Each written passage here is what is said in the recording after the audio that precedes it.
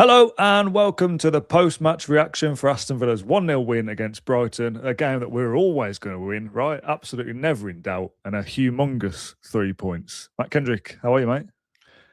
I'm all right, yeah. Just feel the magic of those 3 points. Hopefully they're confidence-inducing. Is that such a word? Can you induce confidence? Hopefully they're confidence-inducing. Villa Park, it's been... we're not used to it, are we? Not used to losing games there like we did to Brentford and Everton last time out. So forget the quality, feel the points. Absolutely, yeah. I'm going to say 4 words to you. The result is king. That was 4 words. It's it, isn't it? Yeah. Prince William is nearly king. Yeah, it 5, is. So I do 6, then you do 7. Is that how we do this? No, let's get this done and get to bed.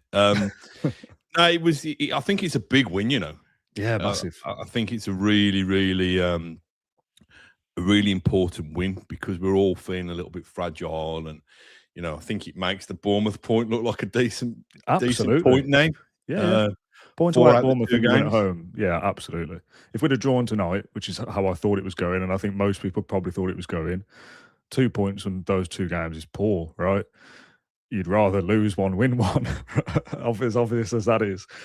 2 draws any draws get you nowhere, really. Liverpool have beaten Sunderland, which is a bit of a shame, but we've won our game, so the points gap is as it was. Sound, 1 less game for them to catch us, and we've gained 2 points on Chelsea and Man United for them both not winning games that you'd probably expect them to. That fella's never going to get his hair cut if they can't beat West Ham after winning 4 in a row, so that goes on. I'm sure everyone's delighted to hear. And Chelsea, whilst they came back against West Ham the game before and won, 2-0 up against Leeds at home, a game they should win, to throw that away. And Cole Palmer missed an absolute sitter at the end. I don't know whether you saw that. So for us to come and do the business tonight, and yeah, rubbish game, really. We didn't play well. Not interested. And some people are like, yeah, but the performance is important. I really don't think it is. All that was about tonight was winning. And I said in the build-up, I'll take 1-0, an own goal. I don't think it was going to come in the way it did, but that's what's happened, and I am delighted. Yeah, it's funny you should mention draws. They're just so boring, aren't they, draws? I think, why don't we just do away with draws and have, if the game finishes level, have a MLS penalty shootout at the end where you've got to dribble from the halfway line? Didn't a former player offer a suggestion for, was it both teams get nothing for a draw, was it, or something like that, recently? I'm sure I've seen that. Draws are so pointless. I think it might be a goalless draw. If you don't even score, you both get nothing. So, you've got to go and attack the game. You get deducted points for it. Anyway, we didn't get a draw. We got 3 points, and it's one of those ones where, listen, it was hard going at times. Yeah. We weren't at our swashbuckling best. It's fair to say, but I think performances are important if you're building momentum. But if we'd have played brilliantly and drawn that game, I think we got more chance of building momentum by playing crap, getting a spawny last 5-minute winner, and building from there. And I think this is probably what we're going to have to see. While we've got key players missing around the edges, we're going to have to win ugly, and we're going to have to find a way to grind. And if you look, I'm not proposing we're going to go on a winning run like we did at the back end of last season, but I don't think that wasn't pure football and pure entertainment. Those wins that we strung together towards the back end of last season. Sometimes you just got to find a way to win. And I think probably the clean sheet is probably the biggest thing that we can take out of tonight's game, as well as the 3 points. Yeah, I mean, playing well obviously breeds confidence. But if I said to you that next Saturday, the Leeds game at home will be a carbon copy of that, it'll be a 0-0 for 85 minutes and be a poor game, and you'll feel like, oh, God, this is hard work, but you win 1-0, I'd snap your hand off for it now. I'd much rather that than play really well and come away with a draw, and you think, oh, it's a good game, and well, maybe Bailey will take some confidence from that. Not interested at this point. For me, it's all about, and it's always all about getting through this period with the injuries as best you can. And we've dropped off a little bit with the Brentford result and the Everton result, and we probably did expect that. And something my dad said, and I've seen others say as well, is that when you're up around the top, teams around you keep winning as well, because they're good teams. I think you might have said it on a recent episode as well. The fight continues because most of us win. When we play Leeds, the teams around us have got winnable games on paper. We might all win that weekend, and it's as you were again, but there's one less game for people to catch us. So if we have to get through this period, and it is dirty and it's rubbish and we feel a bit crap about the performance, if we're churning out a couple of wins here and there and getting closer towards that big 70 points, I'm all for it. And if we do get to a position in April where it's, okay, we have to beat X, can't think who we're playing in April, but McGinn's back, what a boost that is. And Tielemans back next week. Okay, we'll fight till the end and get what we need to get. But wins like tonight, I think they're massive. I think it's just crucial to get that bit of daylight again, really. I mean, what's that? That takes us up to 50 points, doesn't it? So we are... Would you like to see the league table? I would actually. I'd like to see it very much. There it is. For those that are watching, I'll read through it very quickly. So we've got Arsenal top, 56 points. They obviously play Brentford still in this midweek. Man City second, 53. Villa third, 50. Oh, nice 50 points. Remember the times we never even got close to 50 points in an entire season? Oh, but terrible times. Manchester United fourth, 45 points. Chelsea fifth, 44 points. Liverpool sixth, 42 points. And I've only gone as far as to include Brentford and Everton in this little graphic on 39 and 37, just because you can see their next fixtures. Brentford have Arsenal, Manchester United go to Everton. Villa have Leeds, obviously. Man City have Newcastle, and Arsenal, I can't think who they have after Brentford.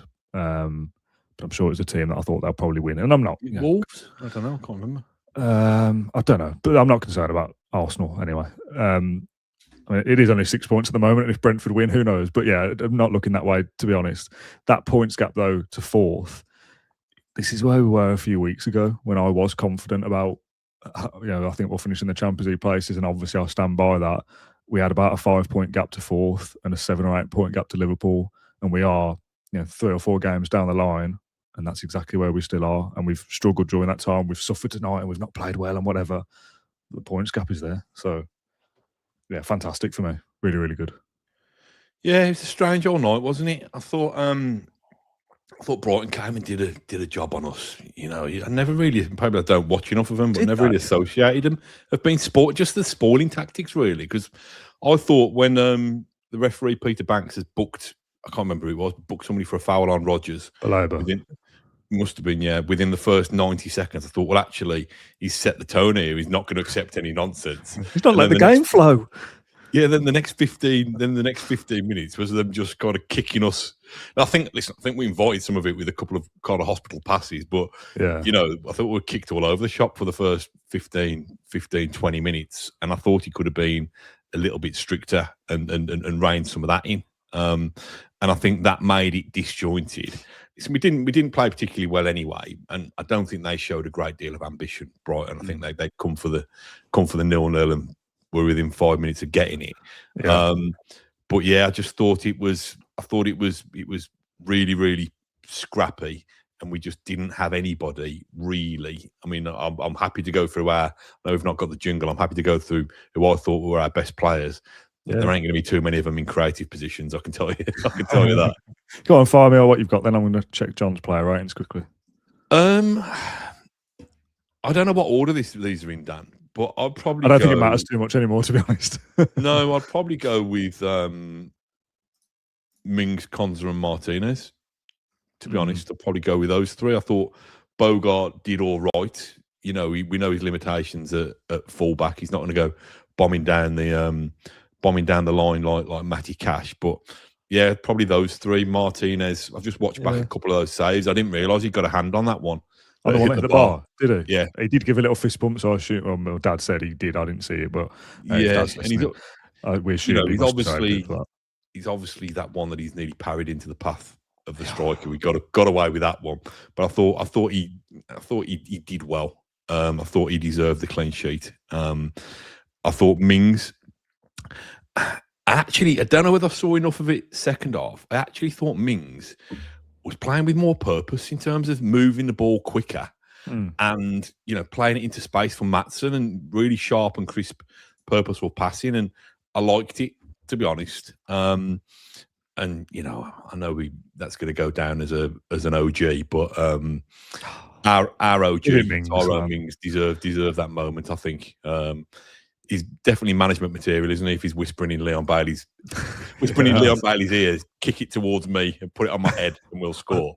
I saw some of his interview with TNT while I was waiting for you to join the call, and it's like a 5-minute piece, but I only watched the first couple. And I said, "What did you say to Bailey?"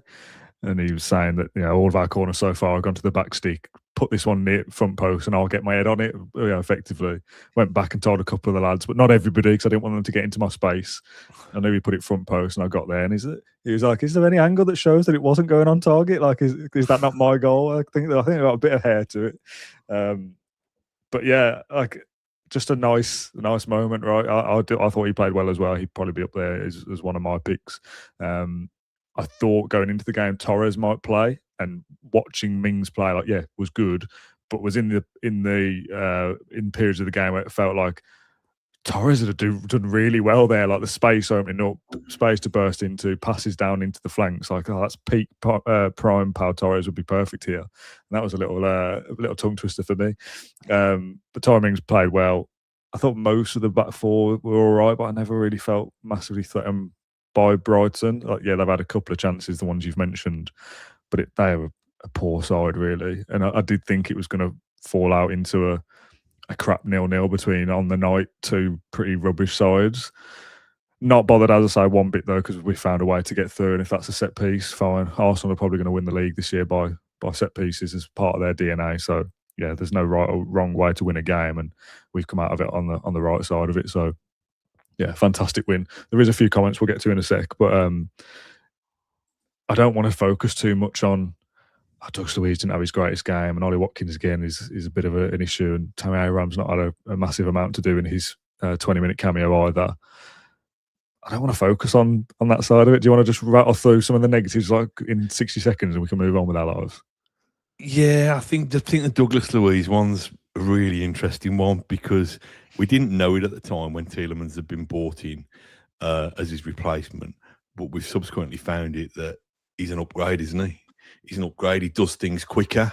Tielemans does. He does things more incisively. Yeah. I think I don't want to think about. Sorry, someone in the live chat before we started, I'd started, it said that he's shown himself up as a Tielemans, which, he's not as good as Tielemans. Didn't we know that anyway? Yeah, but I don't think there's not too many midfielders in the Premier League who are as good as Tielemans, so we know that he's not going to be at that level. It's weird, because I think he's capable of playing the passes that Tielemans plays. I just don't think he's capable of seeing the passes that Tielemans plays. Do you know what I mean? Tielemans just does things that little bit quicker. Yeah. Listen, he's going to be a bit of rustiness. He's got to fit back into Emery's system again. I don't think he was appalling. I don't think he was terrible. Thought his corner deliveries weren't particularly great. Maybe he didn't have the tactical advice in his ear from Tyrone Mings, but. Yeah, listen, we know that if we're playing our understudies in our first team, they're probably not going to quite be as good as our first choice players. I've seen a bit on social media of like, what's happened to us? We're just not the same as we were. Yeah, we got injuries. I feel like some of the comments I was reading on the way back are like, but we're not fully aware of what's happened to this team. If you take 3 of Arsenal's midfielders out, like. I said this to my dad on the walk back to the car. It's not just that the players that we're missing, Tielemans, Kamara, and McGinn, are our best 3, because you could argue Rodgers in there or Martinez is important or whatever. But they all pretty much play the same position. If you took Mings, Konsa, and Torres out through injury all at the same time, they're not our 3 best players, but they're 3 of our centre backs. If you do that to any team across the league, I actually think we've handled the injuries reasonably well, to be honest. I don't know what the win ratio is without those playing, but we've won a few games without them, right? We've beat Newcastle, beat Fenerbahce, we've won tonight.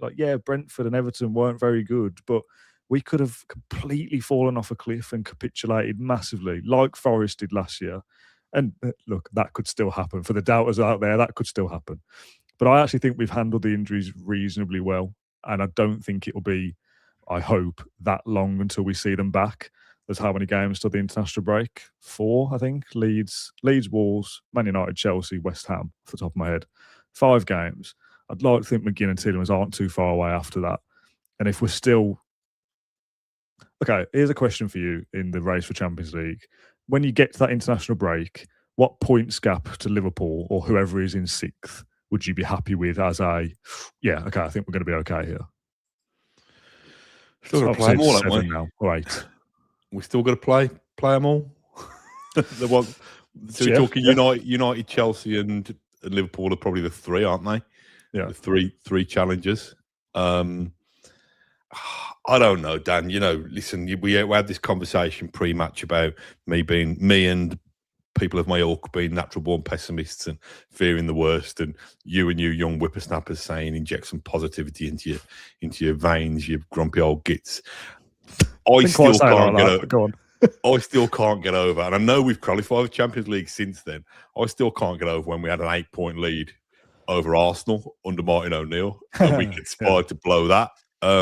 So I think just maintaining that gap, that's a good gap now. What is it over Liverpool? 8 at the moment. I think it was 8 before the game, and if they'd have lost, it could have gone up to 11. But 8 points to Liverpool.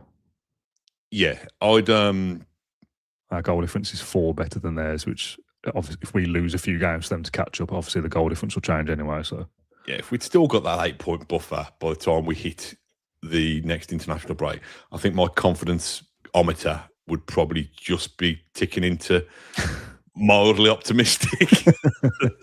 So I think it's that. We've got some good opportunities now. Our next 2 league games are Leeds at home and then Wolves away. Yep. I don't at like least to make 4 points, but you do the 4 again. Yeah. Ideally, you do the 6, don't you? Yeah, and then you play Man United and Chelsea, and ideally, it's a must-not-lose situation. Yeah. 2 draws would be absolutely fine in those 2 games. Yeah, keep them at arm's length, yeah. Yeah, or obviously beat them both. That'd be lovely, wouldn't it? Let's talk about Tammy Abraham and whether he should have had a penalty. Did you see this? I don't think I've even seen it back. I can't remember it in real time. Talk me through it, and I'll tell you based on your description of it. Well, I think it was a penalty. So, he should have. Yeah, end of discussion. Obviously, it's one of those ones where it's not mattered, so I'm not going to kind of lose my head too much. But I don't know whether you saw the one that João Pedro got for Chelsea against Leeds, pushing the back, went down relatively easily, but it's a push in the back. Tammy Abraham got a push with 2 hands. Play on. Like the inconsistency from one night to the next is mad. Like that is a penalty. If last night's was a penalty, tonight's is a penalty as well. Yeah, I don't know why don't they just have like one kind of robo ref who referees the whole thing? Every single league game. Hand it over to AI. Is that not what VAR is supposed to be these days? Yeah, but it's still human interpretation, isn't it? I'll just hand it completely over to the robots and get them to learn, get them to machine learn all incidents that involve 2 hands. I mean, you think that the human referees would have learned this, wouldn't you? You'd have thought so. All incidents that involve 2 hands on somebody's back and a pushing motion is probably an infringement of the rules of the game. I don't want to be all Arsene Wenger or whatever, but I didn't see it, Dan, so I can't really comment. Okay, yeah, fair enough. The Matt C says, how many games this season have you thought we look a top 6 side? Most weeks, actually, because we've been 3rd or more.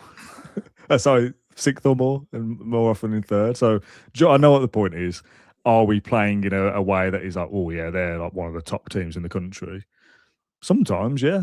Not like on a consistent 90-minute basis. And there are games where we don't look that good, but we found ways to win. We've been inside the top 6 now since when? September, October or something, maybe? Well, we didn't start very well, did we? Maybe October, November, we must have been in the top 6 and haven't dropped out since. So is that not the makeup of a top 6 side?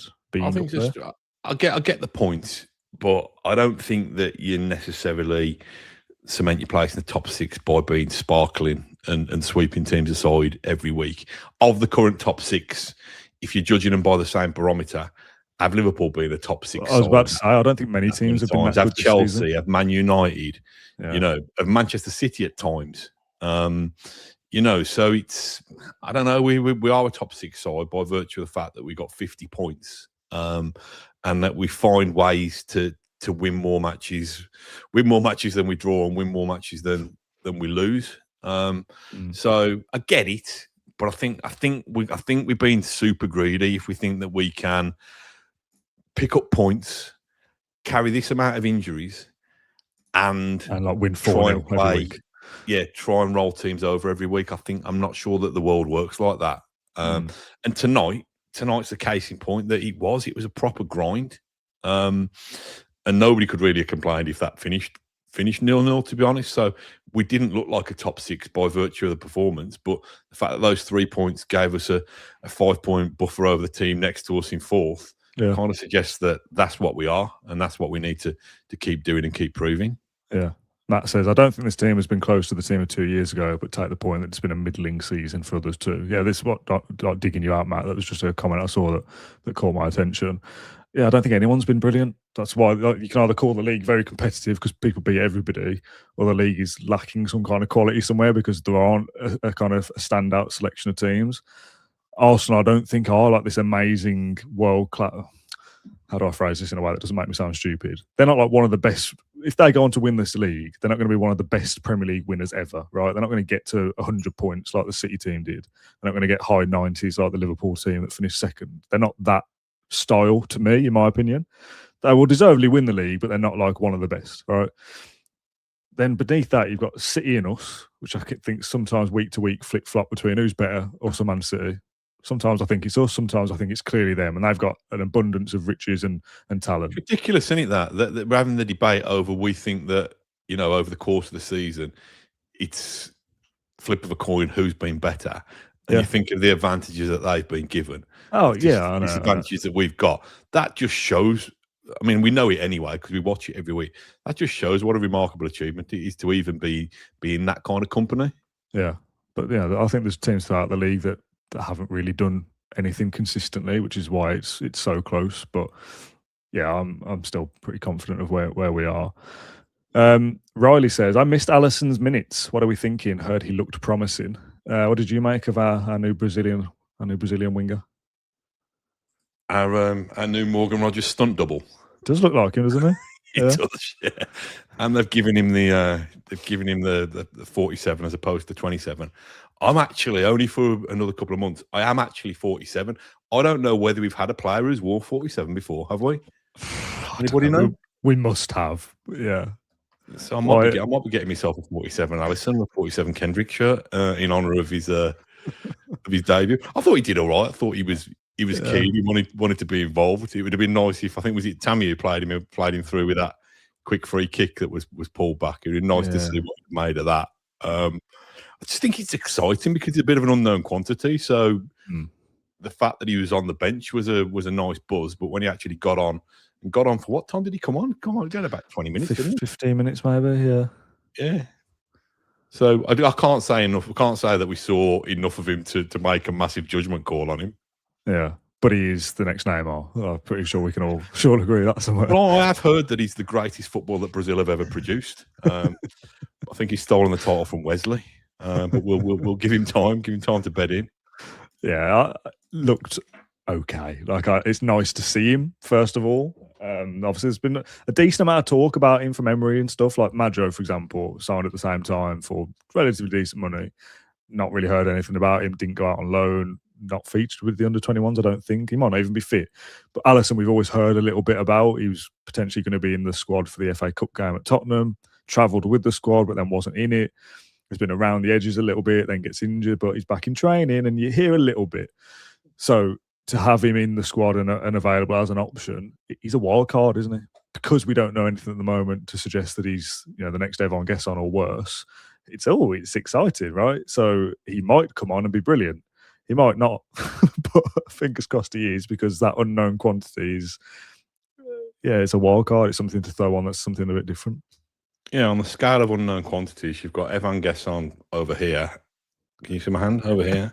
And we've got Morgan Rogers over here. So if he's somewhere in the middle, these vertical windows don't give you much leg room, do they? For Evan Gesson and Morgan Rogers aren't this close, are they? They are this close. I like that.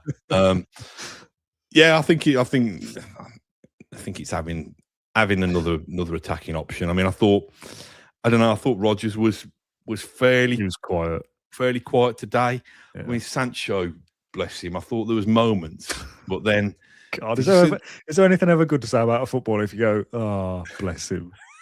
Is anything good going to come out off the back of that? I don't think it's for the lack of trying, but I thought it summed up his night when Martinez just tried to release him with a quick throw, and then he just bounces off his heel and just squanders possession. I think that was frustrating.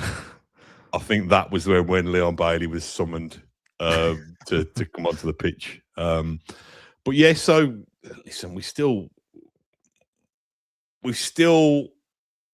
haven't got nailed on starters, have we? In those wide areas, really, I think those positions are probably still more up for grabs. Yeah, than most. Yeah. So if this lad can come in and get some experience in the Premier League and play a bit of football around the edges, then he's got as good a chance as anybody. Depending on how Emery wants to phase him in, got as good a chance as anybody of nailing down one of those wide roles. Yeah, definitely. A couple of quick lines. One's not a line, but obviously won today without Matty Cash, which is a nice little bonus as well. It's a shame to miss him, and I'm unsure whether he would have played in the Newcastle game anyway, but the line is expected to be back for Leeds. Now, Villa have had a mixed bag, let's say, of injury diagnosis, so I'll see it when I believe it, but has been one of the better right-backs in the Premier League this season, so that absolutely is a miss. I think Bogart's an all-right midfielder and a not very good right-back. I thought Lindelof might play there, to be honest. And maybe that is different for the upcoming games if Cash does miss any more. But to get through that game without Cash is a plus as well.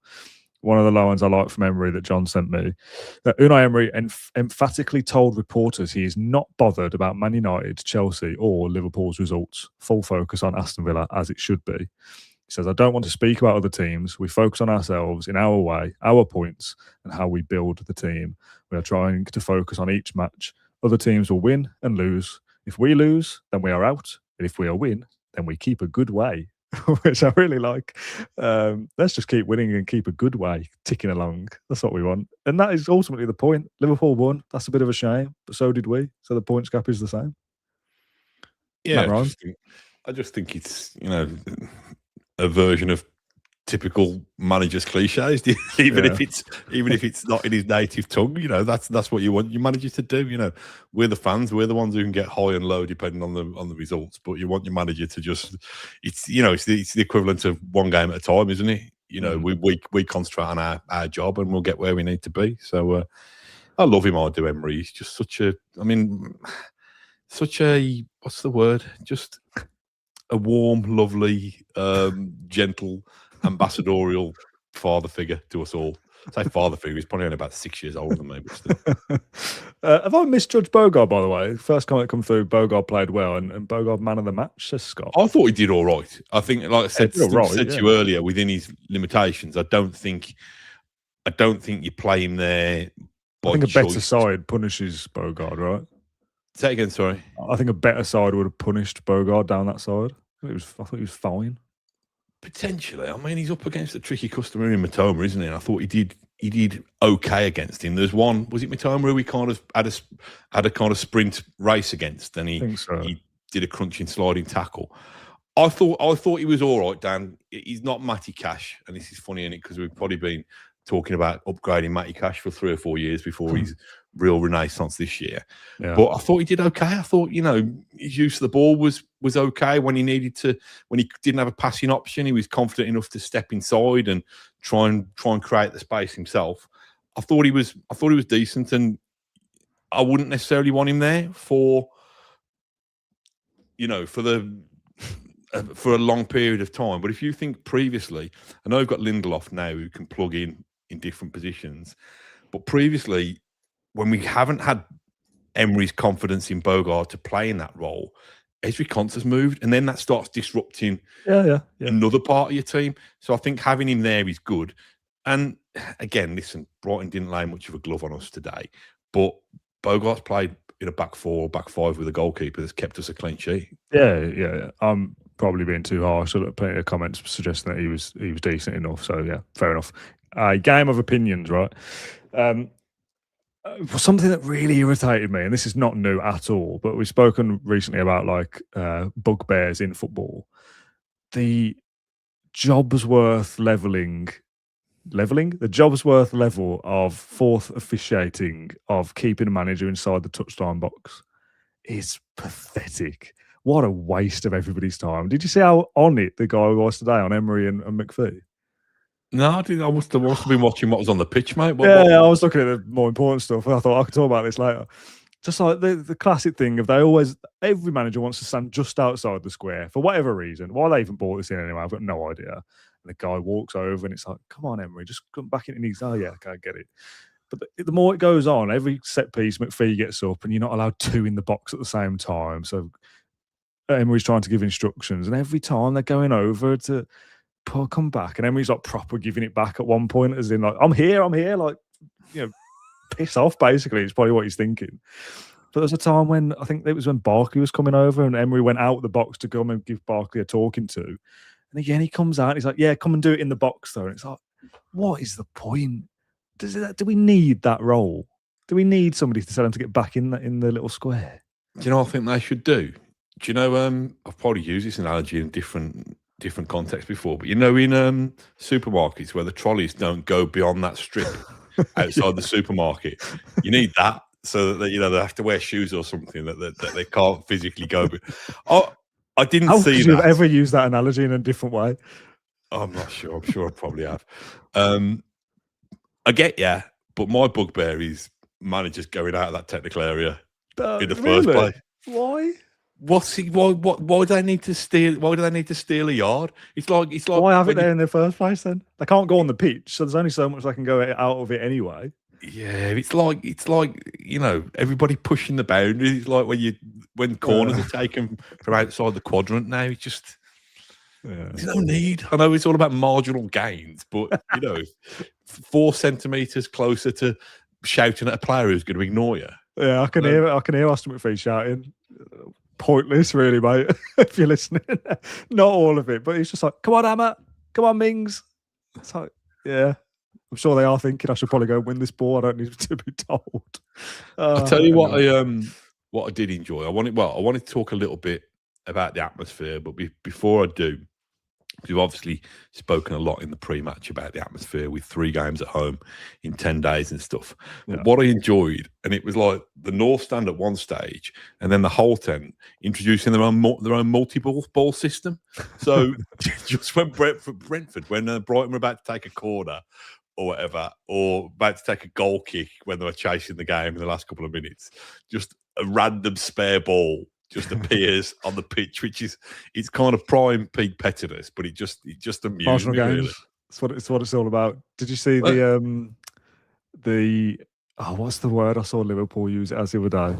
It's not ball boy anymore, is it? Because there's girls, and I think this one was a girl. What is it? Was it ball assistant or something? I don't know, ball operative. I don't know. Yeah, there's a new phrase for it. Anyway, I obviously couldn't see it. Somebody with long hair. I presumed it's a girl. Maybe it was a boy. Anyway, the keeper went to go and get it off them, and I think they threw it on the floor. Or they rolled it past them or something. The whole end gave a big cheer. Another ball went into the whole end, and as they were about to take it, that cut ball came back on as well. It's like, yeah, well done, everybody. Round of applause. Oh, that's allowed. I like that.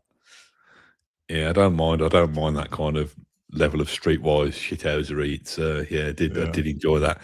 What else was I going to say? Oh yeah, atmosphere. Oh yeah, I forgot about that. This sounds really horrible because me and you are Trinity Road dwellers, but Trinity Road and the Whitton Lane or Doug Ellis, whatever you want to call it, don't really come to the party, do we? We don't, do we? We said this is what we spoke about pre-game. No, but I was willing it to happen today because so if I was hearing little bits that were coming from the Holt or the North Stand, I made it my mission to try and be the one who projected. I wasn't starting chance, but I made it my mission to be the one who projected that. And I was like nudging my son to say, "Come on, you've got to join in. You've got a big gob like me." And it's just, I don't know, just feel a bit silly when you do it. Well, I do it, but it only lasts for like about a 10-second burst because I can feel like the nobody's coming along for the ride of it, and I'm looking around and I'm kind of pleading with people, not actually pleading, but I'm willing people to just come on, just give it a little bit of energy and vocals. But I thought the Holt again. I thought we started the second half pretty poorly, to be honest. I thought first half we weren't great, but I think we went down a couple of notches at the start of the second half. But I could feel the Holt then trying to see, okay, we know this is going to be tough. Yeah. You know, can this be our moment? And then I think I felt it was building a little bit. And then I think Martinez, although I put him in my top 3, I think Martinez then whacked the ball out for a throw-in when he didn't need to or something. Just when we're trying to build a little bit of momentum with chanting from the Holt end. Everyone's like, oh, God. And then it kind of killed that again. But I felt the willingness was there to try and start things off a little bit.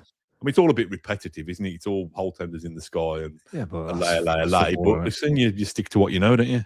Yeah. You know what's a bit of a shame? And maybe I might be about to say something here that no one else agrees with, which wouldn't be the first time.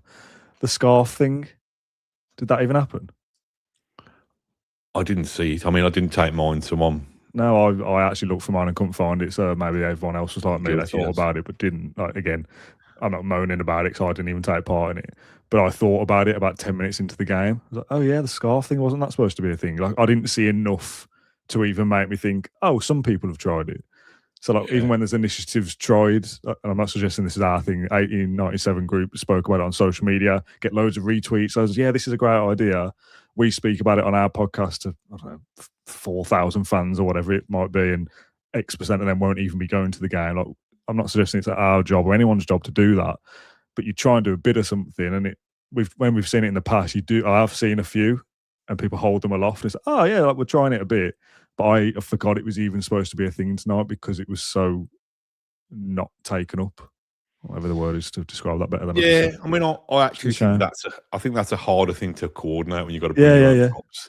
I think opening your gob and chanting, I think, is an easier thing. And that's hard enough. Yeah, it's funny you should mention half and half. No, you didn't mention half and half scarves. I'm about to mention half and half scarves. You mentioned scarves.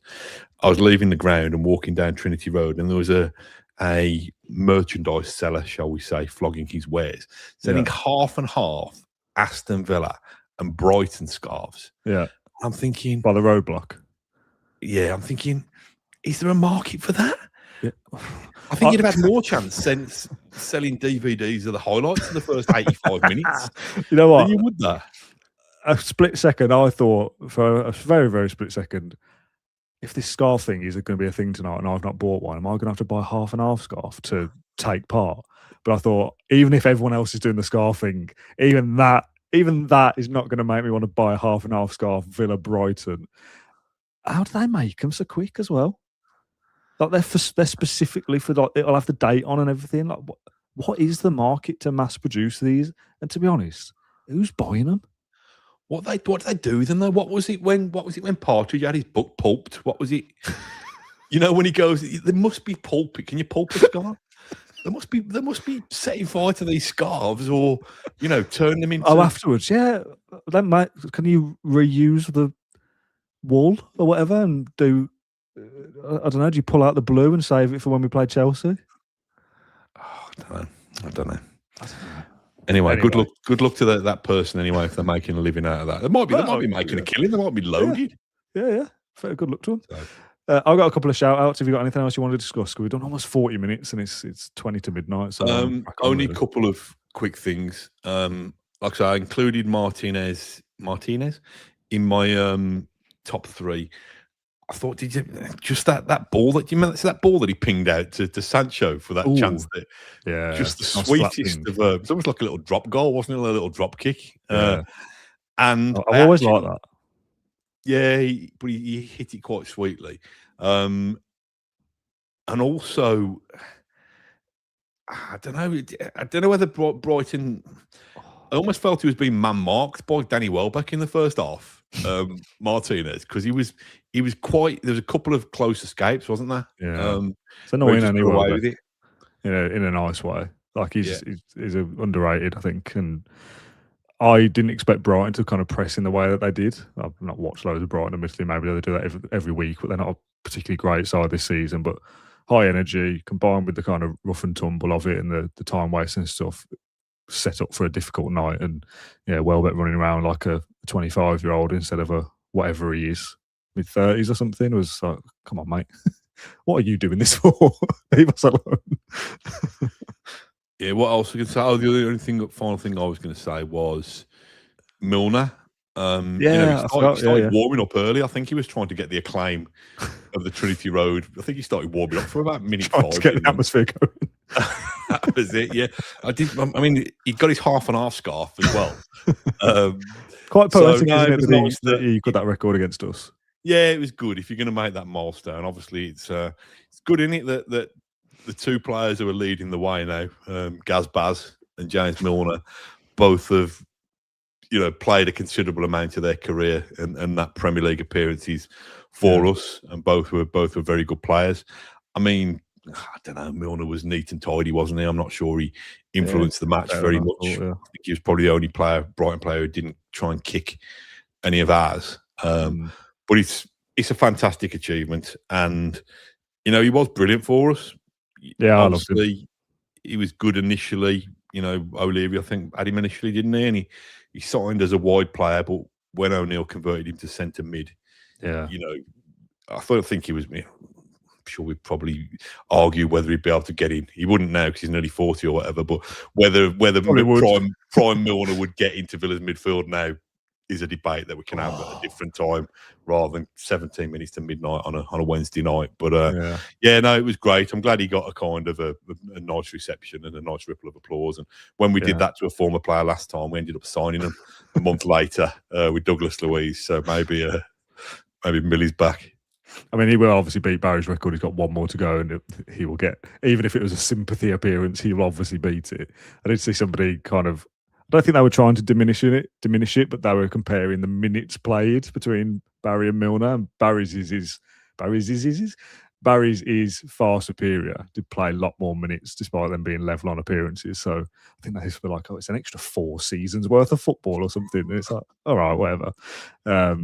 But yeah, good servant. Played at some top clubs, won lots of trophies, and a real nice career that spanned however many decades? 2 decades, is it? Yeah, over 20 years in the Premier League. Well, I know he's never touched an alcoholic drink, or he's never had any chocolate or whatever. And he goes. Was it worth it?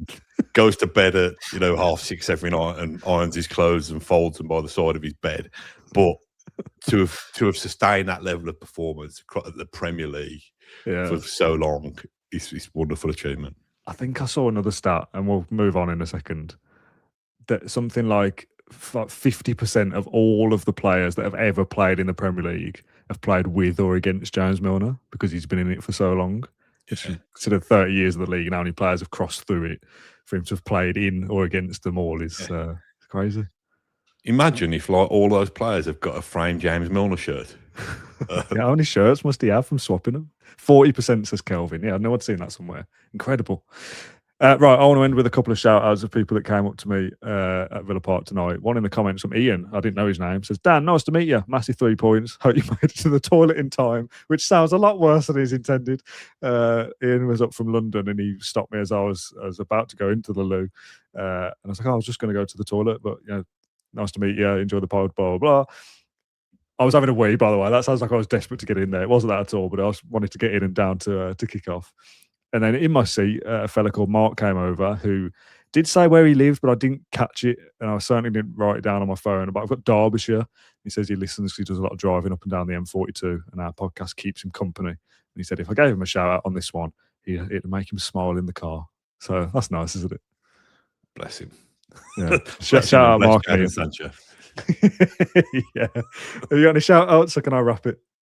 No, nobody was interested in me today, to be honest. So fair enough. A few people interested in, like, was John Townley actually asleep the other morning when he missed the podcast? I'm going to leave that a mystery until John wants to talk about it. Right, we'll end that there. Matt, thank you very much for joining me on this episode of the Cloud Blue Podcast post-match reaction. I'm off to bed, as I'm sure everyone else is as well. If you are listening to this on catch up, happy Thursday. We'll be back later on Thursday evening with a live Q&A. So if you want to pop anything into the mailbag post Brighton, then do get in touch. We will discuss them. I actually showed Mark in this stand. He's like, I still not worked out the mailbag. I listen on Apple Podcasts. I was like, here you go, look, scroll here, click here, do this. He's like, oh yeah, easy actually. So I'm hoping there'll be a question in there from him.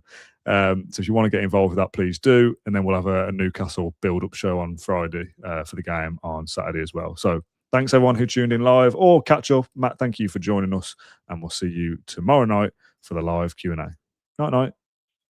Night night. Said it again. Embarrassing.